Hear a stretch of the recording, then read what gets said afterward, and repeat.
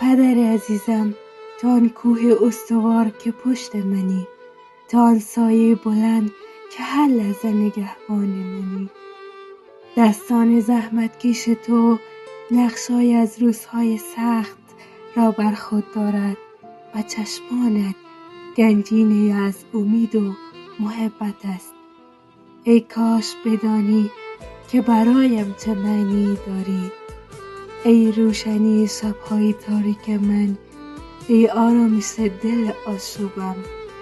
هر قدمی که برمی‌داری سرشار از عشق است و هر لبخندی که میزنی رنگی از خدا دارد. پدرم، تو نه تنها قهرمان منی بلکه الگوی زندگی منی. در سایه وجودت می آموزم که چگونه عاشق باشم، چگونه قوی باشم و چگونه انسان باشم. روزت مبارک، عشق بی پایانم. پدرم.